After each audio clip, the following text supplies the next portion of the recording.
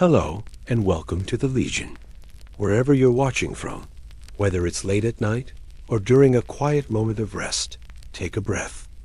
Let the noise of your world fade into silence. Close your eyes if you wish. You're not just listening anymore. You're stepping into a life, long gone, yet strangely familiar. A life that once breathed in dust, blood, and discipline. You are no longer yourself. You are now a Roman soldier, and your story begins. Before we begin this journey, I'd love to know, where are you watching from? What time is it where you are? Leave a comment. I love reading those late-night check-ins from across the world. And if you enjoy traveling through history in the quiet hours, be sure to subscribe and leave a like. These stories are for you, the curious, the thoughtful, the ones who find peace in the echoes of the past. Now take that breath and step forward. Your feet press into the earth outside a Roman camp. The air smells of smoke, oil, and sweat. You feel the weight of worn sandals on your feet, the scratch of coarse wool on your shoulders. The sky is still pink with dawn, but the camp is already alive. Voices bark orders, metal clatters, a distant horn sounds. You belong to this place now, not as a visitor, as a recruit. As a soldier, you remember how it started. Maybe you were hungry. Maybe you were tired of your life in the fields or in the alleyways of a Roman province. Maybe you were running from something, a debt, a punishment, a broken past. The army offered pay, structure, brotherhood, and for some, citizenship, a future. All it asked in return was your life. You stood in line at the recruitment station, just another face in a crowd of hopefuls and fugitives. The man with the wax tablet asked your name. He looked you over, checked your teeth, your arms, your chest. He wasn't looking for heroes, just someone who could carry a shield, thrust a blade, follow orders. You were given nothing special, just a chance. And then you swore the sacramentum. That oath still echoes in your bones. You swore loyalty to Rome, to obey your commanders, to never flee in battle. That promise made you more than a man. It made you property. Your time was no longer yours. Your body no longer yours. From that moment, you belonged to the empire. The first day blurred into the next. Training began before dawn and ended only when the stars rose. You learned to march until your feet blistered and bled. You trained with wooden swords heavier than real ones, so that your arms would ache now and survive later. You marched in full gear under the weight of packs and armor, learning to move like a unit. The centurion watched with his vine staff in hand. When it struck, it hurt, but it wasn't punishment. It was correction, the kind that kept you alive. Food came when it came. Bread, barley porridge, dried meat, and sour wine. It filled your belly barely. You sat on the ground with your contubernium, your group of 8, the men you would march with, eat with, fight beside, die beside. You didn't know their names yet, but you would. Their habits, their tempers, their stories, you'd learn it all, whether you wanted to or not. You learned to build camps from scratch every single night, digging trenches, hammering stakes, laying down wooden palisades. Every time the Legion moved, it built its own fortress. You learned to swing a pick as well as a sword, because a Roman soldier was never just a fighter. He was a builder, a laborer, an engineer. Eventually, you were given your uniform, a red tunic, Caligay thick-soled sandals studded with iron, a heavy belt, a woolen cloak, and the armor, the Rica segmentata, with curved iron plates that clanked and rubbed your skin raw. The helmet sat heavy on your head, the cheek plates narrowing your vision.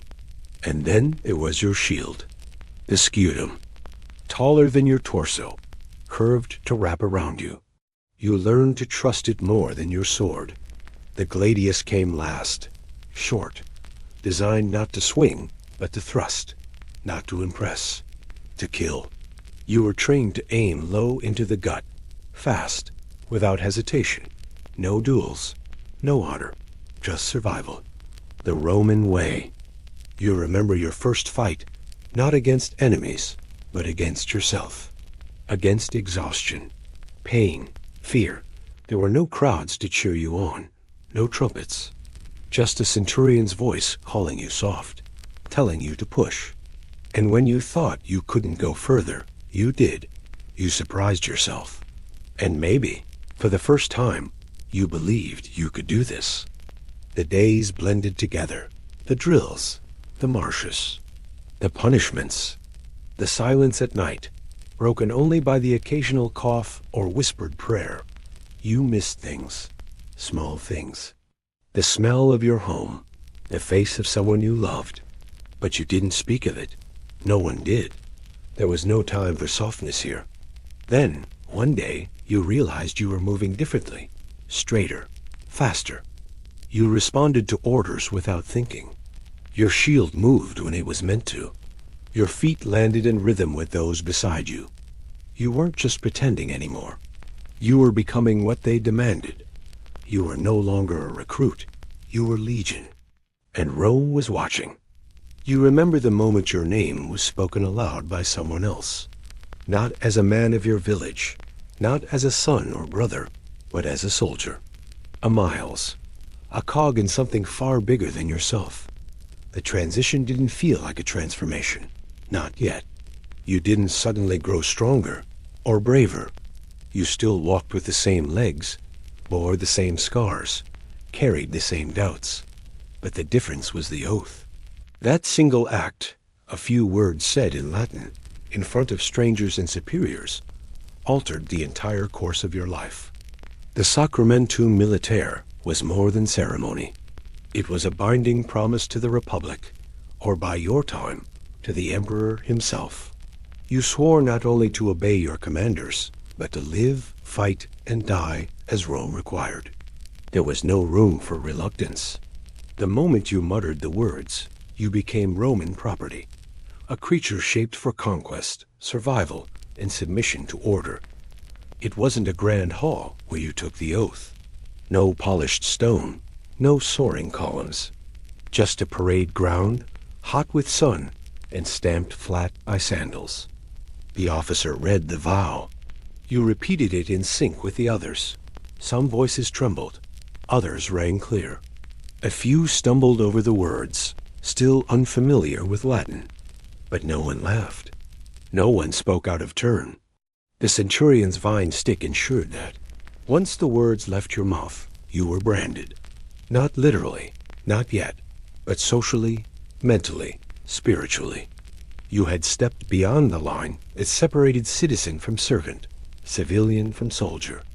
From that moment on, if you deserted, if you disobeyed, if you even showed hesitation in battle, you were marked for death. Not by enemies, but by your own. There was something cold in that, but also something oddly comforting. You are no longer lost. You had a place, a duty, a name on the roster. And the truth was, many came to the army for exactly that, for identity, for a belonging that home never gave them. In Rome's legions, you might suffer, but you were never forgotten. You were fed, trained, armed. You had value, even if that value was only measured in usefulness. After the oath, they cut your hair, not gently. You sat on a wooden stool, and a man with calloused hands used iron shears to slice through the strands. Long hair was impractical, dirty, civilian. Now your head itched with stubble. Your scalp felt cool under the sun. When you looked around, everyone looked like you. It was the beginning of sameness. One less piece of your old self clinging to your bones. The next stage was the inventory. You were issued your first official kit. Not full gear yet, but the basics. A simple tunic, a leather belt, sandals with iron hobnails, and a heavy wool cloak. Some items were new. Others had seen years of wear. You didn't complain. No one did. Complaints earned silence, or a backhand. You learned early on. Speak when spoken to. Move when ordered. Think quietly. You received your loculus, a small leather satchel for carrying food and essentials, a water skin, a mess kit, and a fire-starting flint. You strapped it all onto your shoulders alongside the furka, a forked wooden carrying pole you haul everywhere. That was your burden now. Your own private cross. You carried your home, your rations, your gear. It clattered with every step, creaked with every shift, and it would never be far from your body again. Next came the markings. If you weren't already a citizen, this is where it became real. You might be tattooed, often on your hand, with a mark of the Legion or a registration number. You weren't asked. The ink wasn't decorative. It was a brand to prevent desertion. If you tried to run, they'd know. Every outpost, every checkpoint, every soldier along the border would see your hand and know what you were. You didn't think about running. Not then. In the days that followed, your training intensified. It wasn't random. Every moment, every task, every punishment, it had a purpose. The legions didn't just create soldiers. They created systems, machines. You weren't being toughened just to suffer. You were being conditioned to survive. The camp became your world. Rectangular, perfectly measured, aligned with military precision. Tents or wooden barracks lined in rows. Ditches and walls surrounded the perimeter. Watchtowers at intervals.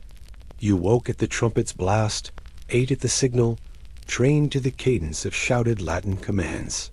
Time was no longer yours to manage. Rome kept it for you.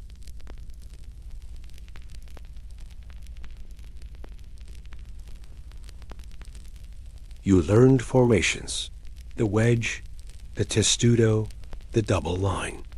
You moved in synchronization, trusting the man beside you not to falter. You knew your place in the line, exactly where to stand, exactly how far your shield should reach. There was no room for creativity. Precision was survival. You trained with the wooden sword, the rudis. It was heavier than steel, thicker, unbalanced. It wasn't meant to simulate combat. It was meant to wear you down. Your muscles screamed every time you swung, but you kept swinging, over and over, until your arms went numb, until your thoughts disappeared, until there was only rhythm and grit. The scutum shield was issued next. It felt enormous at first, like strapping a door to your arm, but you learned to brace it against your body, to absorb blows with your whole frame. You learned to bash with its rim, to hide behind its curve, to link it with others into an impenetrable wall. With it, you weren't just a man anymore. You were a part of something greater, something dense and unstoppable. Eventually, you met the gladius, the weapon that would come to define you. It was short, ugly, and meant for thrusting. It didn't allow for showmanship. It was not meant to be impressive. It was meant to end a life in one quick move. You practiced stabbing into straw dummies, into wooden posts. Always the same motion, quick, deliberate, center mass. The idea was not to overwhelm the enemy with beauty, but to end the fight before they even began swinging. Every mistake you made was punished, not with anger, but with efficiency. A dropped shield meant push-ups until your arms gave out. Falling out of formation meant laps around the field. Disobedience meant lashes. And yet, there was no cruelty in it. Just discipline. The understanding that out there, in real battle, mistakes didn't just hurt you. They got the man next to you killed. At night, you cleaned your gear, polished your helmet, scrubbed your tunic, maintained your boots. A soldier's survival depended on his equipment, the rusted sword, the cracked sandal, the loose strap. These things could kill you as surely as a barbarian's blade. You wrote home if you could. The camp had scribes for those who couldn't write. You dictated short messages, reassurance, requests, apologies. Sometimes the letter never arrived. Sometimes the reply never came. But still you wrote, because even now, under Rome's control, something inside you still reached backward to whatever part of you still remembered who you used to be. And yet, ... you began to change. Your body hardened. Your gait adjusted. You stopped looking at the ground when centurions passed. Your movements became automatic. The grumbling in your gut before dawn stopped bothering you. You grew used to the weight on your back. The calluses on your hands thickened. You became comfortable with the silence, the obedience, the long stretches of repetition. And the camp, once foreign, started to feel like home. Some men broke. You saw it happen. The quiet sobbing after lights out. The ones who froze during sparring drills. A few disappeared, removed by officers, punished or sent back for being unfit. The Legion didn't tolerate weakness. There was no place for fear. If it crept into your chest, you had to bury it, quickly and deep. You began to see your fellow recruits differently. No longer strangers, but comrades. You shared water, rations, and jokes. You helped each other bind wounds. You laughed when someone tripped in the mud, and you helped him back up. You weren't friends, not yet. But you were something more sacred. You were a unit. One day, the centurion looked at you differently. Not with scorn, but with the faintest nod of approval. You'd earned something. Not status, not yet, but survival. The first test was passed. You were a soldier of Rome now. A Miles, not by blood or right, but by endurance. And the world would come to know it. You live by rhythm now. The Roman camp doesn't sleep, not really.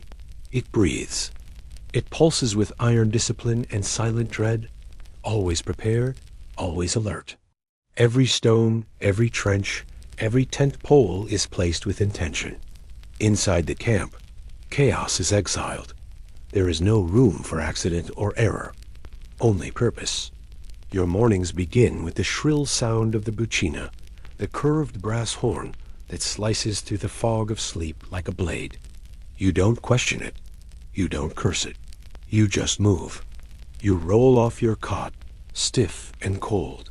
Your back aches from the hard earth, your limbs from the previous day's drills.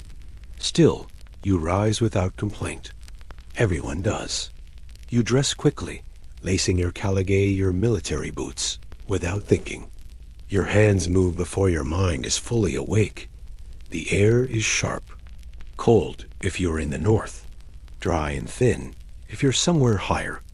The first thing you do is clean yourself, your gear, your sleeping area. Cleanliness isn't just a matter of pride here. It's law. Dirt attracts disease, and the camp cannot afford weakness. Even if your fingers are numb, even if your eyes are half closed, you polish your shield, wipe down your gladius, shake the dust from your cloak. There are inspections. The centurion's eyes miss nothing. A speck of rust, and you'll feel the bite of his vitus, the vine staff he carries like a second limb. After inspection, there's use Cybum breakfast. Don't expect luxury. It's barley porridge again, thick, bland, maybe a slice of cheese if rations allow it, sometimes olives, sometimes stale bread soaked in wine to make it chewable. You eat quickly, surrounded by the men of your contubernium. You sit in a circle, backs bent, shoulders brushing. There's not much talk, just chewing, the occasional grunt, a few muttered jokes. You've learned each other's habits by now. Who eats the fastest? Who always tries to trade? Who doesn't like eye contact in the morning? When the food's gone, there's no time to linger. Duty waits. You don't always train. Sometimes you build. The Roman army isn't just a fighting machine. It's a construction crew. Every day brings labor. You dig ditches. You erect palisades. You carry timber and hammer nails. You help lay the foundations for new roads, miles and miles of stone that will outlast your lifetime. You sweat under the sun. Your hands blister and bleed. But you work in silence, in formation, in time with the clatter of hammers and the scrape of shovels. When it's your turn to train, you don't dread it anymore. Not like before. There's a strange comfort in the repetition shouting out responses, blocking with the shield, thrusting with the sword. The instructors don't scream as much now. Their eyes still scan you for flaws, but the blows come less often. You're improving. You feel it. You move faster, strike cleaner. You even begin to notice the mistakes in others. That awkward pivot, that overextended swing. A month ago, that was you. You've begun to respect your centurion. Not like a father, and certainly not like a friend, but like a mountain. Immovable, brutal, fair. He knows every name in your unit, every weakness, every strength. He speaks in short commands, like stone dropping into water. He doesn't waste time, and neither do you. When he nods at you, even slightly, it feels like a feast day. You remember the first time he corrected another man instead of you. It felt like you'd won a battle. When you're not training or building, you're preparing for movement. A legion is never still for long. The entire camp is designed to be portable. Everything can be packed, lifted, and carried in hours. You learn to tie ropes fast, to take down tents without snapping the poles. You memorize where every item goes in your sarcenier pack. Every gram of weight matters. You know how much you can carry, how long you can walk, and exactly how deep a ditch needs to be to keep enemies out. Discipline isn't just expected, it's enforced. Rules are sacred. Every soldier knows the punishments: sleeping on watch, theft, disobedience. Each one invites pain, flogging, demotion, in rare cases death. The worst crime is desertion. If a man runs and they catch him, he's stoned or clubbed to death, often by his own unit. You've never seen it, but you've heard about it. The whisper of it lingers, and that's enough. You pull guard duty often. Everyone does. Standing watch over the walls, eyes scanning the horizon, listening for sounds, footsteps, hooves, distant shouts. The cold wraps around you like a wet blanket. Time slows. The torchlight flickers. You try not to doze. If you do, and you're caught, the punishment is brutal.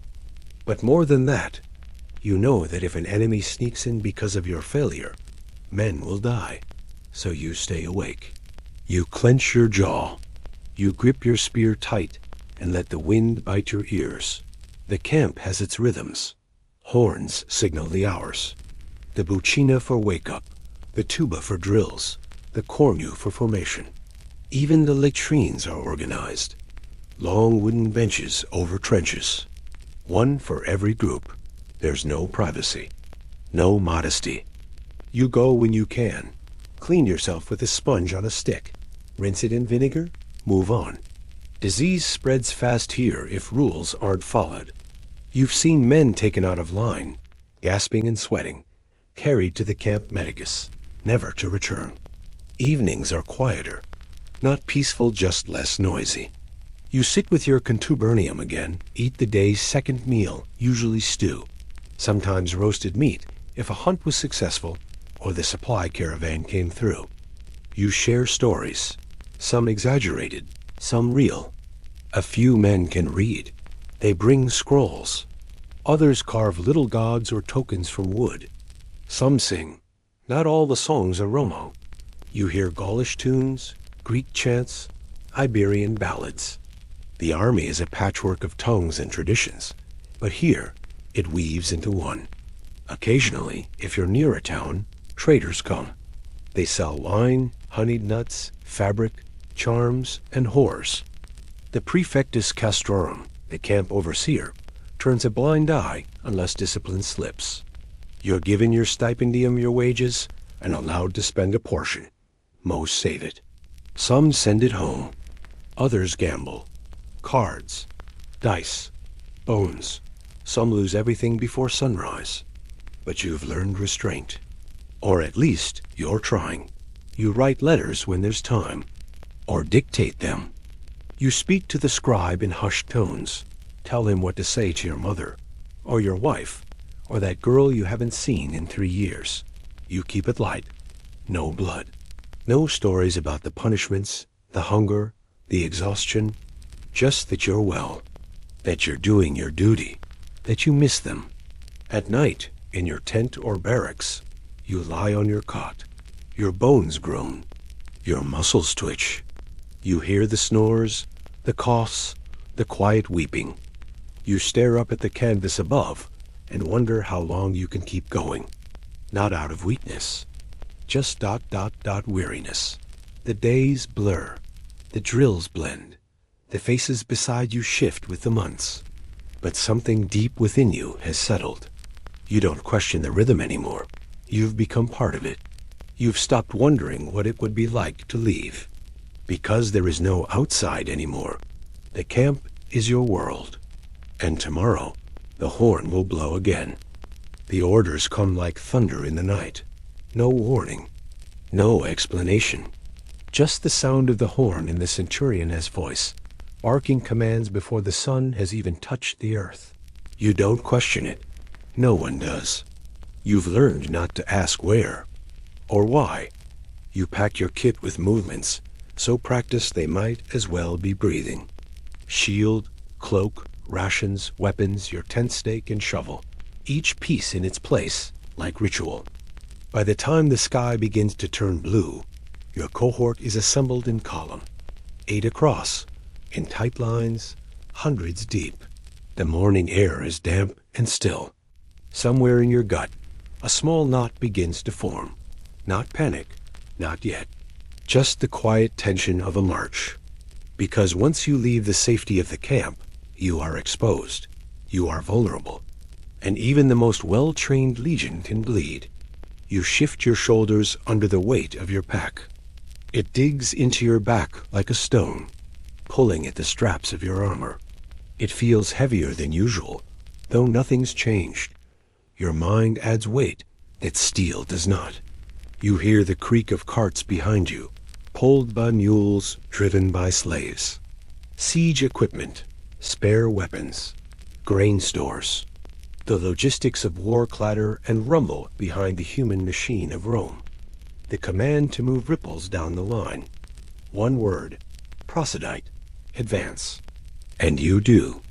Your sandals strike the ground in rhythm. Iron-studded soles crunch gravel and dirt.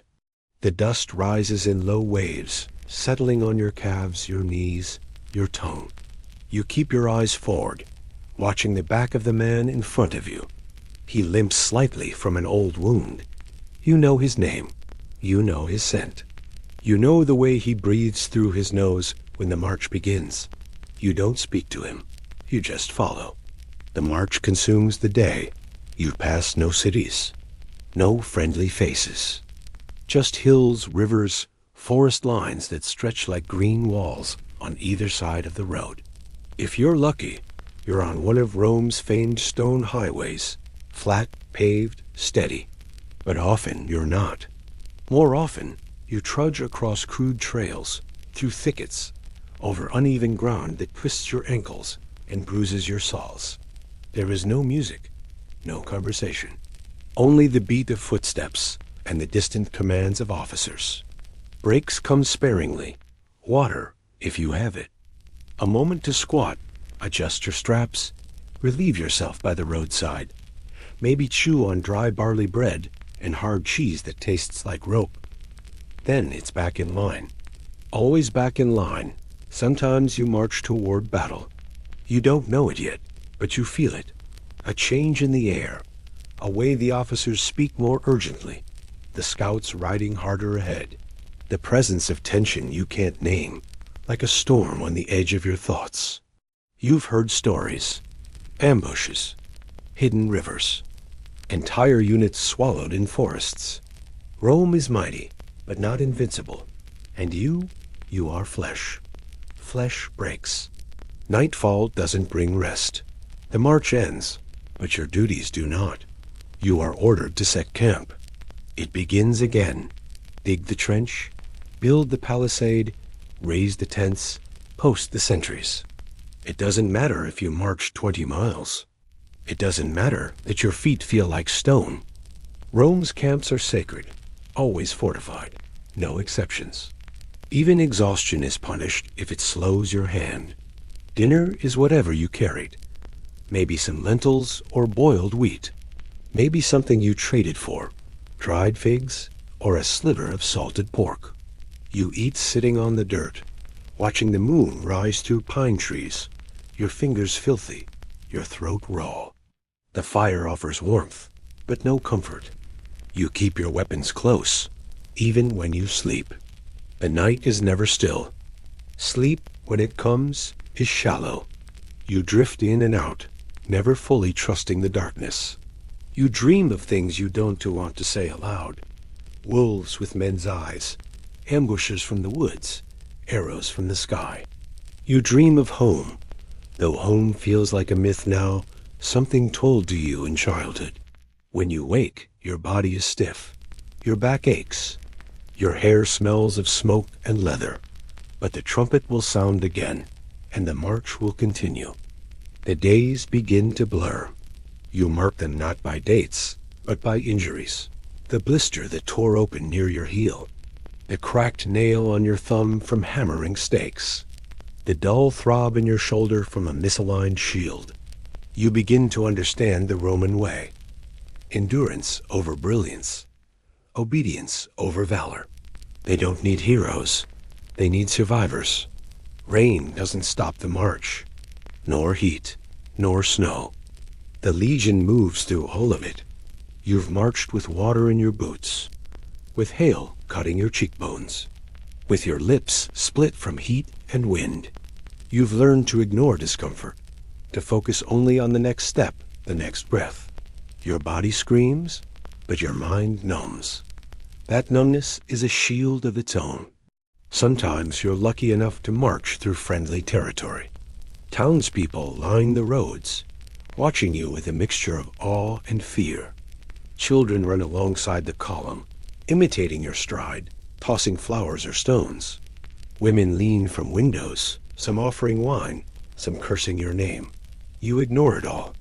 You've learned not to look for kindness on the road. It rarely lasts.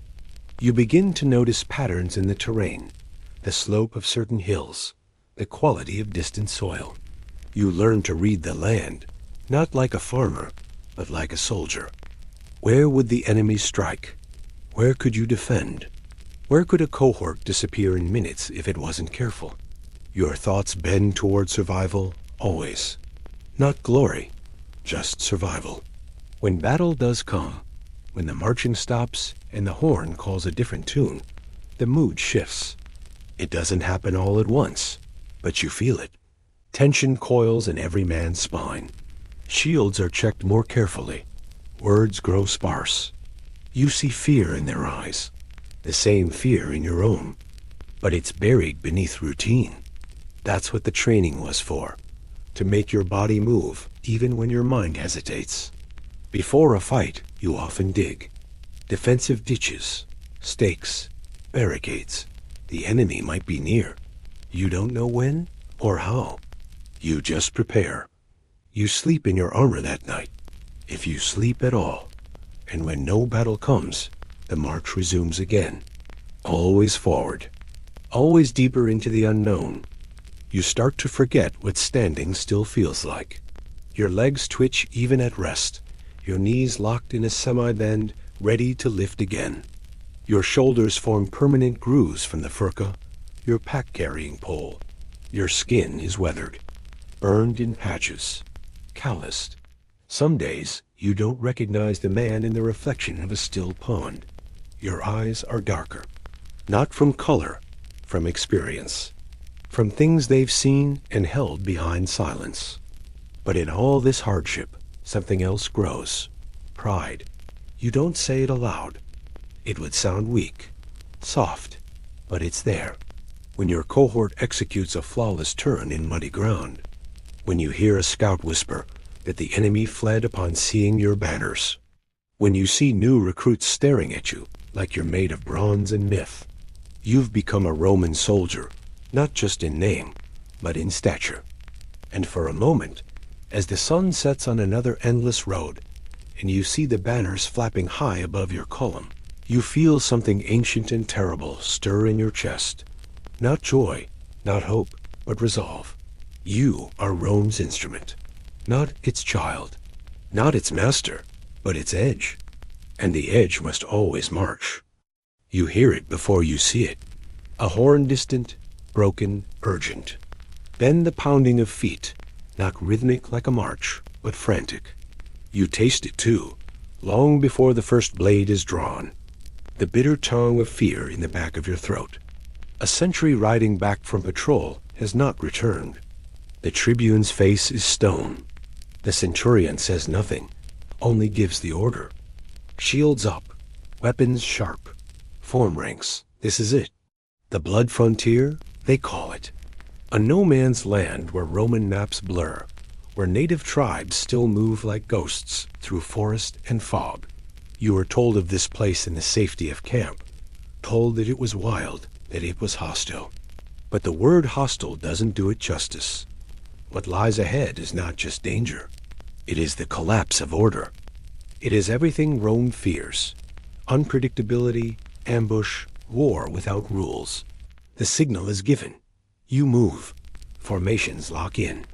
8 men to a contubernium. Sentries align. Shields brace. Spears raise. The marching halts. You crouch slightly behind your scutum, eyes scanning the tree line. It's quiet now. Too quiet. Even the birds seem to hold their breath. And then screams. They come from the trees. Dozens of them, maybe hundreds. Not soldiers in formation. Not like you. They move fast, ragged, like smoke given human form. Painted faces. Shouts in languages you don't understand. Axes, spears, slings. They don't wear armor. They don't need to. Their greatest weapon is chaos. Your cohort braces. The front line absorbs the first charge. The impact rattles through your shield, your elbow, your spine. Men grunt. Someone cries out. A javelin misses your helmet by inches. You thrust forward without thinking the way you were trained, and feel the gladius sink into something warm. A man collapses. You don't know if it was his blood or yours that splashed across your forearm. There is no room to think, only to act. The formation ripples, but holds. Shields overlap. Blades flash. You pivot, strike, block, advance. You feel a body slam into your shield. You push back. Hear a man choking beside you. You can't turn to look. You don't know if he's friend or foe. All you can do is keep moving. The line begins to bend. Not break, but bend. You hear the centurion shouting commands, calling for the flanks to close in. Arrows fall from the sky. One strikes the man beside you in the leg. He drops, screaming, clutching his thigh. You step over him. You have to. You can't stop. Stopping means dying. And then, as suddenly as it began, it's over. They retreat, melt back into the woods, disappear into the mist. You're left standing there, chest heaving, armor slick with sweat, blood drying on your knuckles. You can't move for a moment. Your knees threaten to buckle. You look around, bodies everywhere. Some Ramaho, most not. But a loss is a loss. Every man gone is a hole in your line, a hole in your heart. You don't celebrate. You survive. The medics move in quickly. Those who can walk, walk. Those who can't are carried. Some are beyond help. You hear the gurgle of dying men, the wheeze of lungs filling with blood. You hear prayers. You hear curses. One soldier sobs quietly, curled in a ball. No one mocks him. Not here, not after this. You strip off your armor. It clings to your body, sticky and heavy. Beneath it, bruises bloom purple across your ribs. Your hands shake. You clean your sword with slow, careful movements, like a man wiping tears from a letter. Blood has already begun to dry in the grooves of the hilt. That night, the fires are smaller. Voices are quieter. The usual chatter, Jokes, gambling, boasts has faded. Even the veterans say little. You sit with your back against a rock, cloak wrapped tight around your shoulders.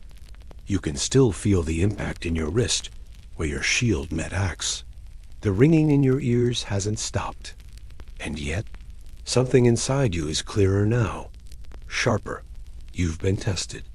Not in drills, not in sparring, but in real blood, under real sky, against an enemy who wanted you dead.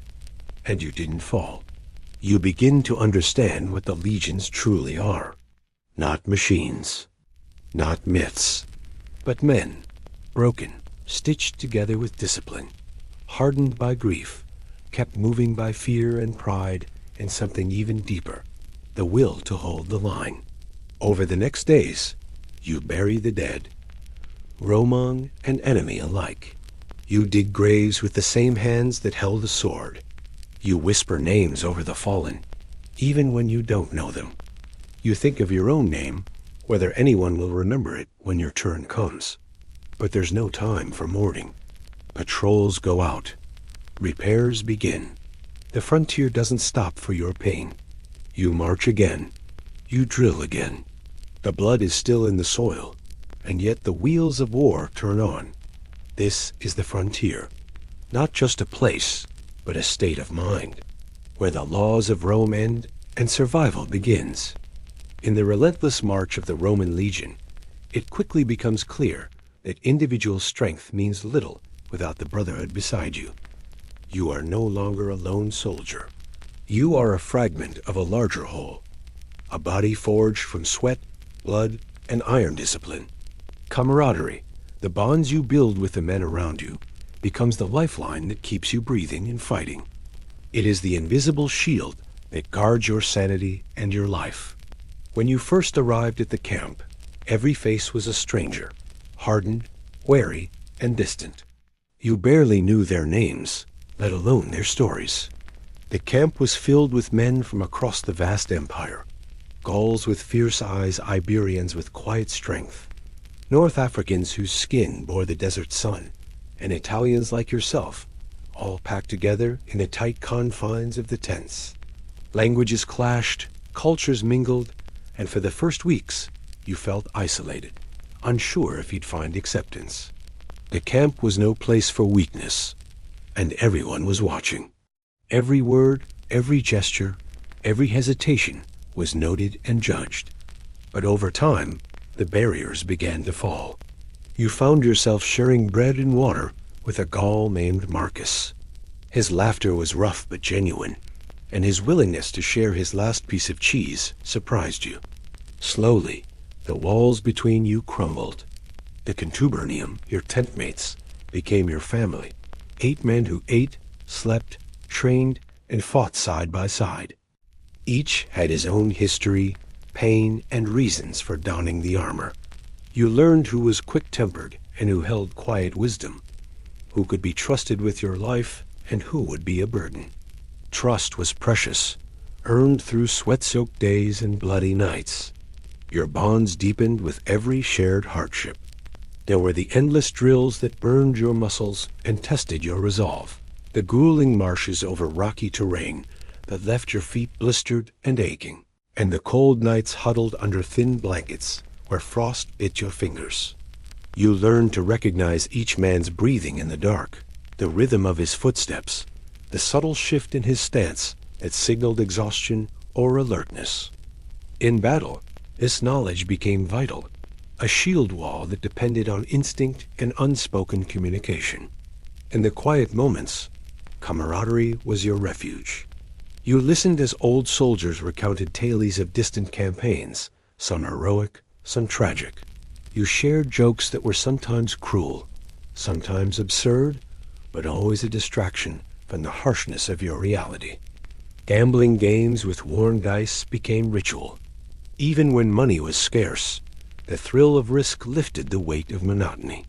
When letters arrived from home, they were read aloud by flickering firelight, voices thick with longing and hope. These moments of connection reminded you that beneath the armor and discipline, you were still human. You also observed the subtle hierarchy within the ranks. Beyond the formal command of centurions and tribunes, an unspoken pecking order emerged among the soldiers themselves. Veterans commanded respect not through rank alone, but by their experience, bravery, and the trust they inspired. Younger soldiers looked up to them for guidance, while the older men often took the rookies under their wing, teaching not just how to wield a sword, but how to survive the psychological toll of war. You found yourself striving to earn a place in this informal order, to shed the label of novice and become a trusted brother in arms. Yet the bonds of brotherhood were fragile, often tested by the brutal reality of war. You saw friends fall, struck down by enemy arrows, crushed under charging cavalry, or cut down in close quarters. Each loss was a knife to the heart, a hole that could never be filled. You remember the look in your comrade's eyes as he collapsed, blood pouring from a shattered leg, his grip slipping from your hand. The grief was immediate but unspoken. Mourning was a luxury reserved for those left behind. You buried your pain beneath duty and resolve, because in the Legion, weakness was a danger. Sometimes, camaraderie was born of shared sorrow. After a fierce battle, when the screams had faded and the bodies lay silent, you gathered around small fires, nursing wounds and memories.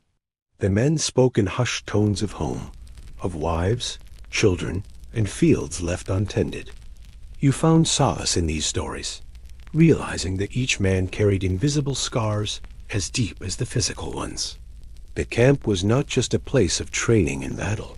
It was a crucible that forged not only soldiers, but a makeshift family bound by loss and loyalty. At times, this brotherhood extended beyond the tent and battlefield. Festivals and religious ceremonies were occasions where soldiers from diverse backgrounds came together in shared belief and celebration. You joined in the chanting and offerings to Mars, Jupiter, and the household gods, feeling a strange comfort in the ancient rituals.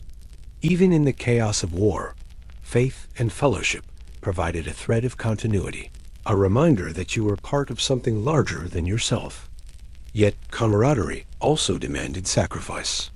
Jealousies and conflicts flared beneath the surface. Rivalries over promotions, grudges from harsh words, or resentments born of fear could fracture even the strongest units.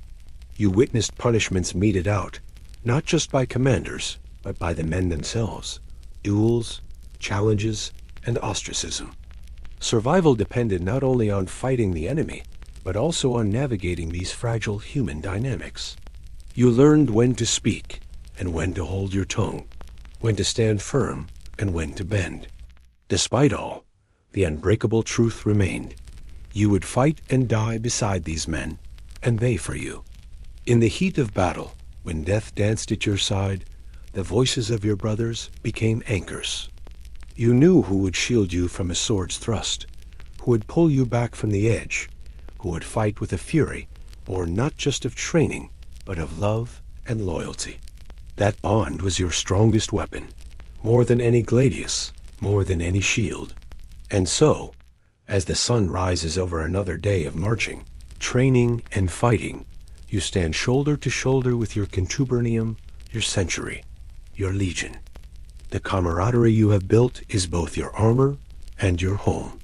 In a world carved from war and hardship, it is the thread that holds you together, the light that pushes back the darkness. You are not alone. You are Rome's shield. Battle arrives like a storm that swallows everything in its path. One moment you stand in formation, shield locked, breath steady, muscles tense but controlled. The next, chaos erupts, a violent frenzy where order crumbles and survival becomes all that matters. You feel the ground tremble beneath thousands of feet, the roar of shouts and cries drowning out the world. This is not glory. This is raw, unforgiving brutality. The air fills with the clang of metal striking metal, the sickening thud of arrows hitting flesh, and the desperate gasps of the dying. Your heart hammers in your chest, adrenaline surging through every vein. You grip your gladius tighter, feeling the rough leather wrapped around the hilt, your fingers slick with sweat or blood, sometimes both. Your eyes scan the battlefield, trying to make sense of the movement, the shifting tides of combat, but all you see are flashes. A raised spear, a fallen comrade, a shield shattered in a burst of splinters. You fight not as a lone warrior, but as a part of a living wall, a legion. Your shield overlaps with those beside you, creating a barrier that can repel blows if you hold steady. But holding steady is harder than it sounds. The enemy surges forward with wild fury, breaking ranks, screaming curses and threats. You meet their charge with a disciplined strike, stabbing low into a thigh, parrying a heavy axe with your shield's edge. Pain blossoms in your arm where a blade grazed you, but you block it out. There is no time for weakness. The ground beneath you becomes slick with mud and blood. You stumble over bodies, friend and foe alike, twisted and broken. You hear the crack of a sword across bone, the gurgle of a man's last breath, the wet thud of a body hitting earth. You see faces contorted in terror, rage, and pain. You see eyes wide open in shock, even after death has come. This is the face of war, merciless, brutal, unforgiving. Your training kicks in, instincts sharpened by countless drills and mock battles. You know to keep your shield up, your stance balanced. You know to conserve energy, to strike decisively, to use your enemy's momentum against them. But no training can prepare you for the smell, the coppery scent of blood mingling with sweat and smoke, or the sounds of agony echoing all around. Fighting in the thick of battle is disorienting. Time fractures into jagged moments. A slash here, a block there, a grunt of exertion. You lose track of how long you've been fighting, minutes or hours. And all that matters is the next breath, the next strike, the next movement that keeps you alive. The world narrows until it is only you, your sword, your shield, and the pressing weight of death. In the frenzy, you see friends fall beside you. A comrade struck through the chest, his blood soaking into the dirt, a cry cut short. You cannot stop to mourn. There is no room for grief. The enemy pushes closer, and you must fill the gap. You fight harder, fueled by a mix of fear, anger, and desperate hope. Every breath is stolen, every movement a battle against exhaustion. Sometimes the fight shifts. The enemy retreats, only to regroup and attack from another angle. You fall back, shields raised, maintaining discipline, even as chaos threatens to overwhelm. The centurion's voice cuts through the noise, rallying the men, pushing you forward. The battle is a living thing, shifting, evolving, unpredictable. You adapt or you die. You witness acts of brutal courage and savage cruelty. A soldier defends a wounded comrade with his own body. Another delivers a killing blow with quiet efficiency. You see prisoners taken, men and women who plead for mercy, only to be dragged away to uncertain fates. You wonder what happens to them once the swords are sheathed. When the fighting finally ends, if it ends, silence falls like a shroud. The battlefield is a graveyard. You count the living. You tend the wounded. You gather the dead. Exhaustion and relief wash over you in equal measure. Your body aches, your mind reels, but you are alive. This is the brutal reality of being a Roman soldier. Not the tales of glory and honor sung in the halls of Rome, but the blood and sweat, the fear and pain, the endless fight against death itself. You learn that bravery is not the absence of fear, but the will to stand and fight despite it. You learn that survival is victory, and you prepare yourself for the next battle and the next, because in Rome's legion, the fight never truly ends. The battle ends, but your ordeal is far from over. When the last sword falls silent and the enemy's cries fade into the distance, the world does not suddenly become peaceful. Instead, it transforms into something heavier, a place thick with the stench of death and despair. The air is filled with the sharp, metallic scent of spilled blood, mixed with the acrid smoke of burned villages and broken siege engines. You stand amid the wreckage, your armor battered, your body exhausted beyond measure, and your mind struggling to make sense of what has just transpired. For a long moment, you are frozen in place, heart hammering, breath shallow. Your hands tremble as you lower your weapon, the weight of it suddenly unbearable now that the fight is over. Around you, the groans of the wounded pierce the eerie quiet, and the moans of the dying form a haunting chorus that refuses to be silenced.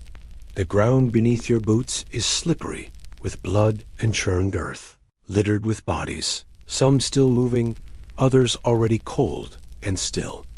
You know that many of these men once shared your hopes, your fears, your dreams, and now they are gone. The initial shock of survival begins to settle into grim reality. You are tasked with duties no training prepared you for, gathering the dead, tending to the wounded, and maintaining order in a place where chaos reigned only moments before. You and your comrades work in silence, the weight of grief settling on every shoulder. You recognize some faces among the fallen, comrades from your contubernium, men whose laughter once echoed in the camp, now forever silenced. You kneel beside a friend, trying to close his eyes, but the cold stare remains fixed. The effort feels futile, a small mercy you cannot grant. Wounds are cleaned as best you can manage, with whatever water and cloth you have left. The medics move swiftly, but are overwhelmed, their faces pale as they try to staunch bleeding and bind shattered limbs. You help where you can, holding bandages, calming terrified men, and carrying the injured to makeshift shelters. Each act of kindness feels both a relief and a torment, a reminder of the fragility of life amid destruction. Sleep eludes you. Your body is shattered, muscles screaming for rest, but your mind races with images of the battle. Faces flash before your eyes, some friends, some enemies, all forever etched into memory. You replay moments again and again, the thrust that saved your life, the scream of a fallen brother, the chaos of a charge breaking apart your formation. The nightmare is relentless. When you close your eyes, the screams continue. In the days that follow, the camp struggles to regain a semblance of normalcy. The leaders hold meetings to plan the next steps, fortify positions, gather supplies, send scouts. But beneath the surface, tension simmers. Men are exhausted, some broken in body and spirit. Some retreat into silence. Others rage, looking for someone or something to blame. You hear whispered fears of ambushes, rumors of rebellion, and the growing weight of uncertainty. The war is not over. The scars of battle are not just physical. You notice how the mood in camp has shifted. Eyes grow wary, smiles become rarer. Some men avoid the sights that remind them too much. The dried blood on their boots, the empty spots in the formation where friends once stood. You find yourself avoiding mirrors, not wanting to face the reflection of someone who has seen too much death. Yet, amidst the sorrow and pain, bonds deepen. You and your comrades lean on each other in ways that go beyond simple friendship. A shared glance, a quiet word, a helping hand, these become lifelines. In the evening, you gather around the fire, voices low, sharing stories to keep the darkness at bay. Humor, once a scarce commodity, begins to flicker again, fragile but welcome. You find moments of laughter mixed with tears, a strange comfort in knowing you are not alone in this. Letters from home, when they arrive, are bittersweet. You clutch them close, reading the familiar handwriting, imagining the faces of those you love. But they also remind you of what you've left behind, and what might never be the same again. You wonder how long it will be before you see those fields and faces again, if ever. The war continues to carve its path through your life. Skirmishes break out, scouts disappear, and the threat of another full-scale battle looms. You steel yourself, knowing that the brutality you just endured may be only the beginning. Each day you prepare, train, and march, carrying not just weapons, but memories heavy as stones. The aftermath of war is a crucible. It tests your body, your mind, and your soul. It forces you to confront fear, grief, and uncertainty, while demanding that you stand tall, ready to face whatever comes next. In this crucible, you find a new kind of strength, not born of muscle or steel, but of resilience, of brotherhood, and of an unyielding will to survive. You are a Roman soldier. You have faced the storm and lived to tell its tale. But the echoes of battle will follow you forever. The war drags on, but in the quiet moments between battles, something precious arrives: letters from home. They are fragile threads connecting you to a world far beyond the dust and blood of the frontier. When you receive one, your heart pounds with a mixture of hope and dread. You clutch the worn parchment, its edges soft from repeated folding, the ink sometimes smudged from rough hands or rain. Each letter carries the voices, the scents, the lives of those you left behind. Reading a letter is like stepping through a door back into another life. You see the familiar handwriting of your wife, your mother, your father, or your siblings. Their words reach across miles, bridging the gap between the soldier and the man, between the battlefield and the hearth. They tell stories of harvests, festivals, illnesses, and local gossip. Sometimes the news is joyful: a birth, a wedding, the return of a neighbor. Sometimes it is heavy with worry: a bad season, a neighbor lost to disease, or the rising tensions in the city. The letters are a lifeline, but they also carry the weight of separation. You wonder how many moons will pass before you return home. You imagine the faces of your children, growing older without you. You picture the small farm, the familiar fields, the cracked door of your family's house. You long for the warmth of a fire that is not the campfire, for the taste of food that is not cold and dry rations. But reading also stirs another feeling: guilt. You are far away, risking life and limb, while those you love endure hardship at home. You know that your absence stretches their burdens thinner, and you wonder if your duty to Rome is worth the cost. This tension gnaws at you, a quiet ache beneath the roar of battle. You vow silently to survive, to return, to hold them again. The letters also reveal the subtle changes at home, the shifting rhythms of a world you once knew intimately, but now feels distant and foreign. You hear of neighbors who no longer speak, families torn apart by debt or illness, the slow creep of poverty that no soldier's pay can fix. You realize that while you fight for empire and glory, your family faces battles of their own, unseen and unspoken.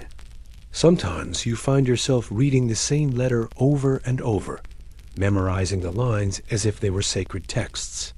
The words become a balm for your restless mind, a reminder that you are more than a soldier. You are a son, a brother, a husband, a father. You carry these roles in your heart. Even as war demands, you wear the armor of a warrior. When you write back, your words are measured, careful. You want to reassure, to comfort, but you also fear revealing too much of the harsh truth. You hide the nightmares, the wounds, the fear, so your family can hold on to hope. You ask about the harvest, about the well-being of the animals, about the health of the children. Your letters become promises, promises to return, to rebuild, to hold them close once more. Sending letters is not easy. Sometimes days or weeks pass without word. You imagine the messengers braving dangerous roads, hostile lands, and the ever-watchful eyes of enemies. You wonder if your letters reach their destination, or if they are lost to time and turmoil. Each letter received is a small victory, a beacon of connection in a world fractured by war. The letters also create a bittersweet distance between you and your comrades. While they share stories of battle, loss, and camaraderie, you hold a secret world within your chest, the faces and voices of those far away. This private connection can feel like both a comfort and a burden. You struggle to balance your loyalty to Rome with the pull of home, to reconcile the man you were with the soldier you have become. In moments of despair, you reread letters from home to remind yourself why you endure. The inked words become a shield against hopelessness. They anchor you to a future beyond the battlefield, a life where war is memory and peace reigns. They fuel your resolve to survive, to fight, and to someday walk again on the soil of your homeland. But for now, you fold the letter carefully, tuck it close to your chest, and prepare to face another day. The war is far from over, and your duty calls. Yet in the quiet recesses of your heart, the voices of home echo, giving you strength, reminding you of who you are fighting for, not just Rome, but the family waiting in the shadows of your memory. As you rise through the ranks, the simple life of a foot soldier fades behind you, replaced by a far heavier burden, command. Leadership is not just about giving orders.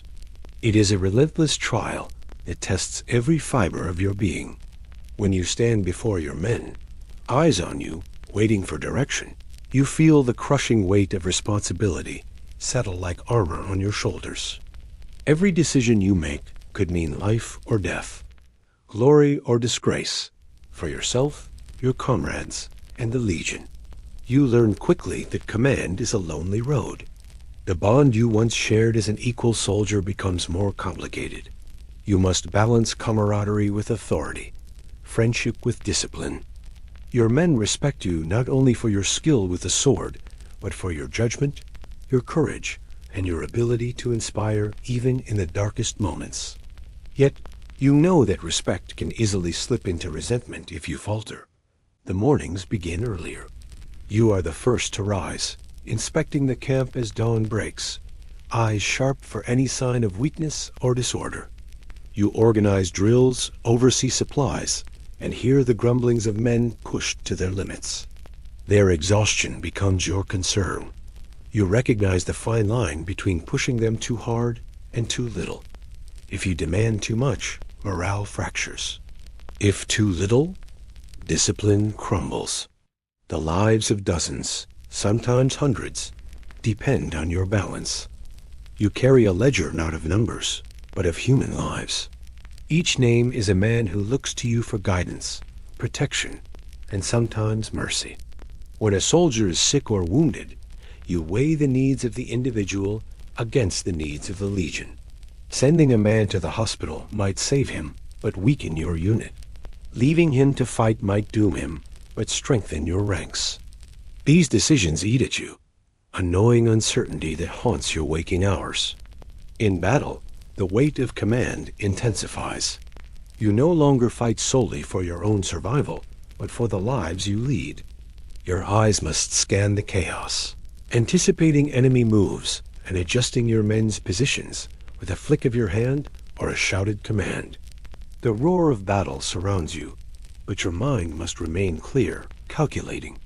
A single mistake, a misjudged charge, a delayed retreat can turn victory into slaughter. The faces of your men flash before you, the young recruit who trembles with fear, the seasoned veteran who watches you for signs of weakness, the silent warrior who follows orders without question.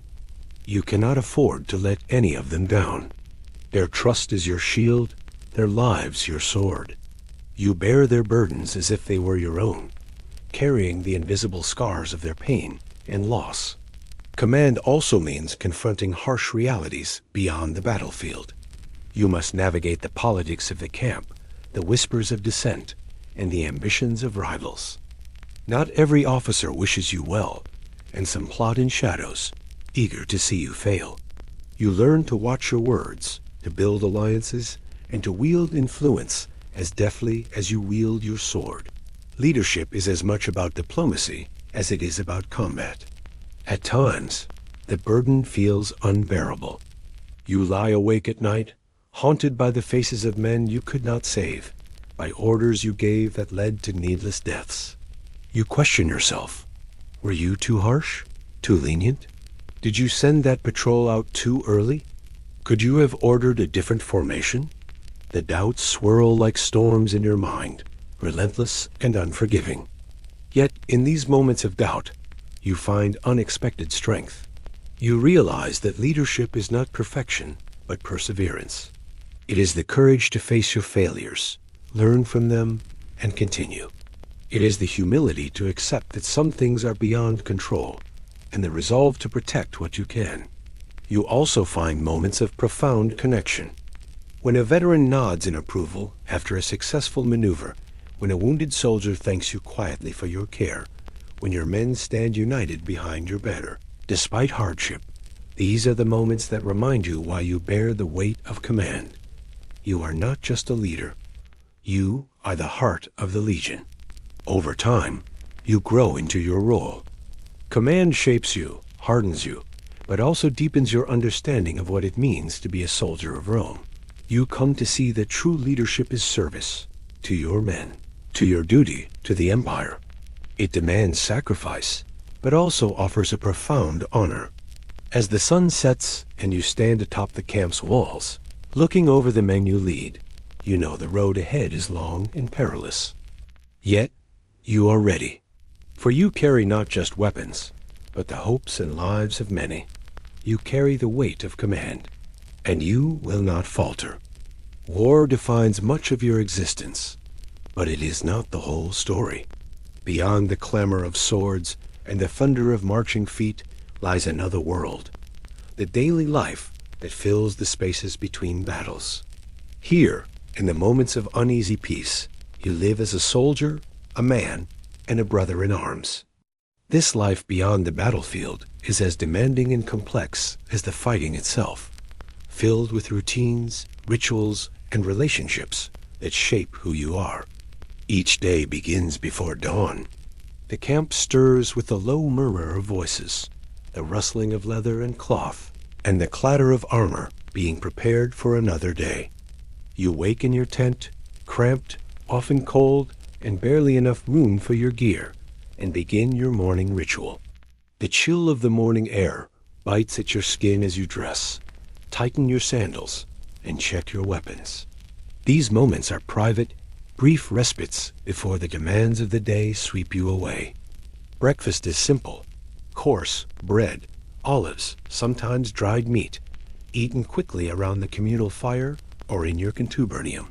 Food is fuel, not pleasure, but there is comfort in sharing it with your brothers. Conversation is sparse. Men are lost in their thoughts or planning the hours ahead.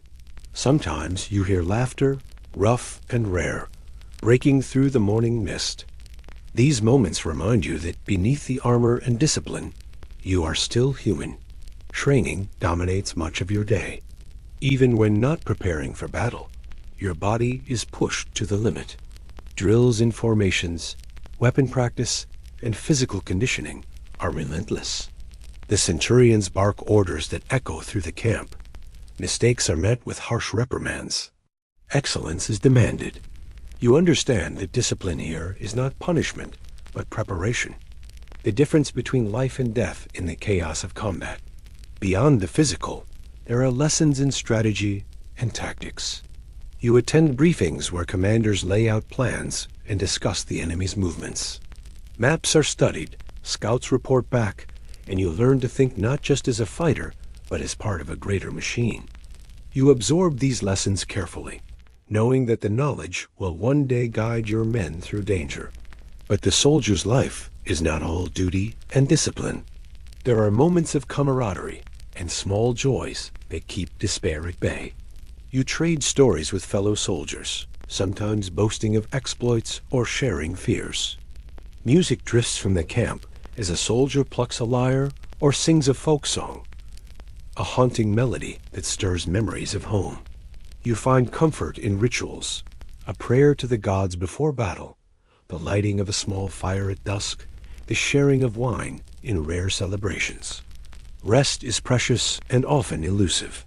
Your bed is rough, a pallet of straw or a thin blanket on cold ground. Sleep comes in short bursts, interrupted by sentry calls or nightmares that drag you back to the horrors of combat. When you close your eyes, the faces of fallen comrades haunt your dreams. You awake with a start, heart-pounding, grateful for the living, haunted by the dead. The camp is a complex society of its own. You navigate relationships, friendships forged in fire, rivalries simmering beneath the surface, the strict hierarchy that governs every interaction. You learn to read subtle cues, a glance, a tone of voice, a shift in stance that can mean the difference between peace and conflict. Respect is earned, and you guard it jealously. Letters from home are cherished treasures, but also reminders of distance and sacrifice. You reread them when morale wanes, clinging to the words of loved ones. They fuel your determination, but also deepen the ache of separation. You write back carefully, balancing honesty with hope, crafting messages that will bring comfort without burden. In quieter moments, you reflect on what it means to be a soldier far from home. The weight of duty presses heavily, but so does the longing for familiar faces and places. You wonder how your family fares, what has changed in your absence. You dream of a life beyond war, a future where the sword can be laid down and peace embraced. Yet the soldier's path is rarely straight or certain. Disease lurks in the crowded camp. Fever, dysentery, wounds that fester without proper care. You see men struck down not by enemy swords, but by illness and exhaustion. The medical staff do what they can, but resources are limited. You learn the harsh truth that survival often depends on luck as much as skill or courage. As you move through the days, you grow accustomed to the rhythms of camp life. The routines become familiar, the faces known, the roles clear. But beneath the surface, a restless energy simmers. The war waits beyond the horizon, and with it, the inevitability of battle. You prepare mentally and physically, knowing that this fragile peace will shatter and the brutal dance will begin anew. Still, in these moments beyond the battlefield, you find a fragile humanity. The laughter around the fire, the shared meals, the whispered prayers. These are the threads that bind you to life, to hope, to something beyond the endless march of war. They remind you that despite the violence, despite the loss, you are more than a soldier. You are a man. And in that truth, you find strength. Loss is a shadow that follows you relentlessly through your life as a Roman soldier. It is not something that comes and goes. It settles deep within you, shaping every thought, every decision, every breath you take. You carry it in your bones, heavier than your armor, more constant than the march of days. To lose a comrade in battle is to lose a piece of yourself, a fragment of your identity that may never be replaced.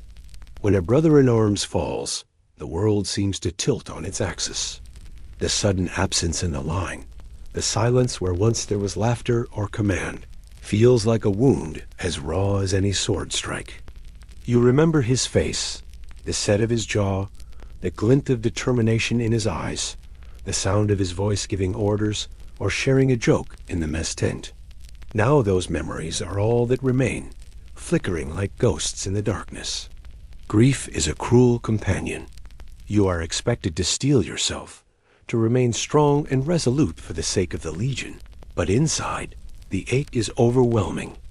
You wrestle with conflicting emotions, anger at fate, sorrow for a life cut short, guilt that you survived when he did not. The questions haunt you. Could you have done more? Should you have stood closer? Were you truly prepared for the cost of this war? The burden of loss extends beyond the battlefield. It reaches into the quiet moments when you are alone with your thoughts, when the weight of absence presses down like a suffocating fog. You see your fallen comrades in dreams, vivid, sometimes cruel visions where they call to you, warn you, or simply exist as reminders of what has been taken. You wake with a start, heart pounding, caught between relief and despair. Loss reshapes your view of the world. You become wary, cautious, sometimes hardened beyond recognition. The carefree bravado of youth fades, replaced by a sober understanding that death is always near, lurking just beyond the next hill or behind the next enemy shield. You learn to accept the fragility of life, but acceptance does not ease the pain. In camp, the weight of loss is felt by all. You watch men bury their friends in hurried graves, stones marking names that may be forgotten with time. The rituals are simple, prayers offered to the gods, a shared meal in honor of the dead, a moment of silence, but the grief beneath is complex and enduring. You join these rites, not just out of duty, but as a way to honor those who stood beside you, to acknowledge the bond that death cannot sever. Loss also alters your relationships with the living. You find yourself holding tighter to the bonds you still have, knowing they can be broken in an instant. Friendships deepen, but so does the fear of losing those you care for. You hesitate to speak of your fears or grief, worried that to show vulnerability is to invite weakness or pity. Instead, you carry your sorrow alone, a silent burden beneath your armor. The death of a leader or commander adds another layer to the burden. When those who guide you fall, uncertainty ripples through the ranks. You must find strength not only for yourself, but to help steady others. Leadership becomes a mantle heavier than ever, as you strive to honor the legacy of the fallen while forging a path forward. The memory of those lost leaders inspires you, but also reminds you of the stakes. In battle, loss sharpens your resolve even as it breaks your spirit.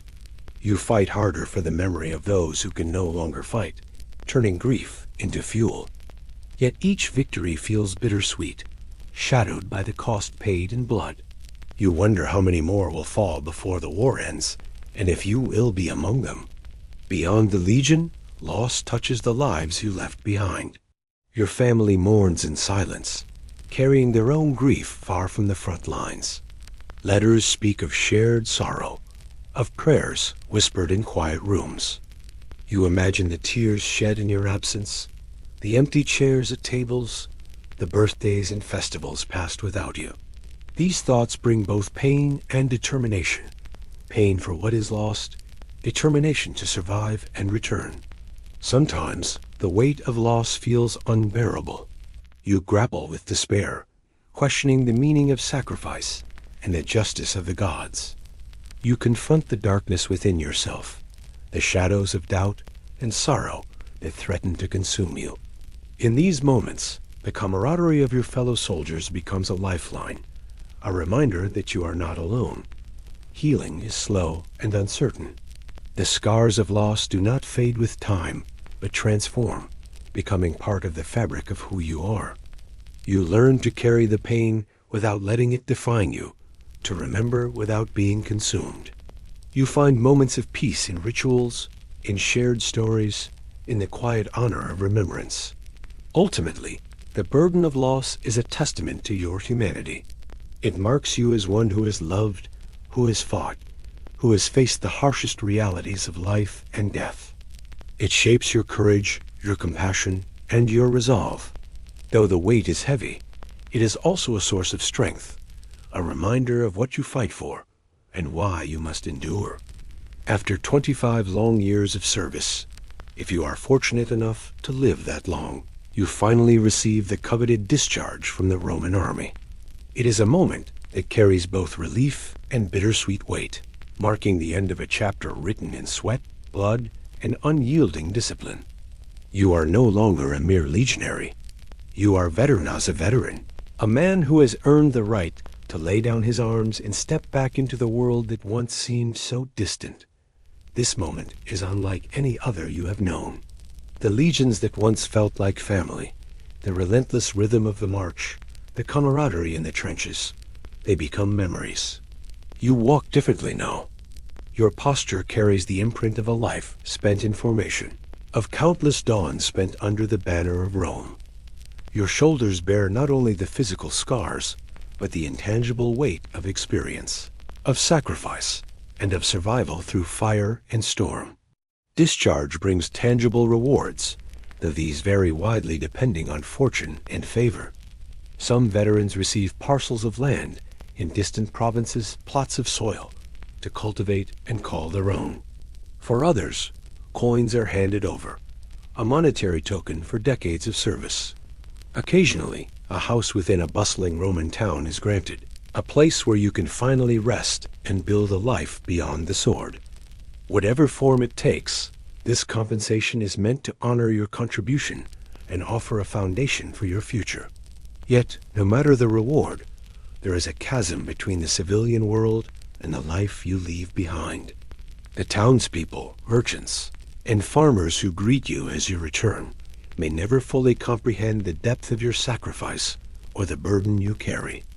They see the surface perhaps, the uniform worn long ago, the medals pinned to your chest, but they do not understand the countless nights spent under cold stars, the friends lost to distant battles, or the heavy silence of returning home changed. The final salute is not merely a ceremony. It is a rite of passage. Standing before your commanders and fellow soldiers, you raise your hand in a gesture laden with meaning. It is a farewell to arms, a salute to the legion that shaped you, and a silent vow to remember the brothers who remain on distant fields. The faces you see reflect pride, sorrow, and respect, the acknowledgement of a shared journey that has come to an end. But as you take that last step away from the military life, a strange sense of dislocation settles over you. The rigid schedules, the clear chain of command, the purpose forged in battle, these vanish into the ether, leaving you to navigate a world that feels unfamiliar and at times unwelcoming. The discipline that once governed every breath must now be adapted to civilian freedom, a transition that can be as challenging as any campaign. You find yourself recalling the lessons of the Legion: patience, resilience, and honor. These values become your compass as you build anew. Yet you also confront the ghosts of your past, the faces of comrades who fell, the scars that refuse to fade, and the memories of violence that echo long after the swords are sheathed. These shadows are part of you, woven into the fabric of your being. Some veterans struggle with this new life. The camaraderie of the camp, the clarity of purpose in battle, the sense of belonging, all these are replaced by silence and solitude. The bustling markets and lively forums may feel alien compared to the roar of the crowd in the arena, or the steady march of the legions. You long for the rhythm of soldiering, for the brotherhood forged in hardship. Yet many find solace in their communities, joining veteran associations, sharing stories with those who understand, and passing on the legacy of service to younger generations. You become a living testament to Rome's might and endurance, a bridge between the Empire's glorious past and its uncertain future. Your stories, told around hearths and in taverns, inspire respect and awe. Physically, you carry the marks of your service. The scars on your skin tell silent stories of battles fought and survived. Your gait may bear the stiffness of old injuries, a reminder that the body remembers what the mind sometimes tries to forget. But these marks are badges of honor, symbols of a life spent in dedication to something greater than yourself. Emotionally, the transition to civilian life is a journey.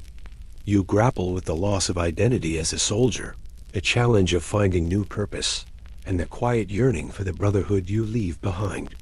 The Empire may call you a veteran, but you know that the road ahead is yours to carve. You are shaped by the past, but not defined by it. As you settle into this new existence, you realize that discharge is not an end, but a transformation. You carry forward the discipline, the courage, and the resilience forged in the legions. You honor the memory of those who did not return by living fully and with dignity.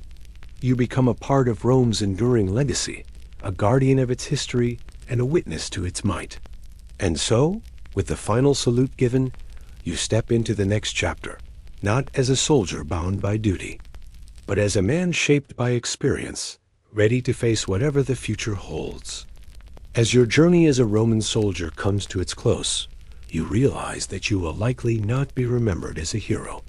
History does not celebrate the countless foot soldiers who bore the brunt of the Empire's expansion, those who marched through dust and blood, who stood firm under the harshest suns and the deadliest storms.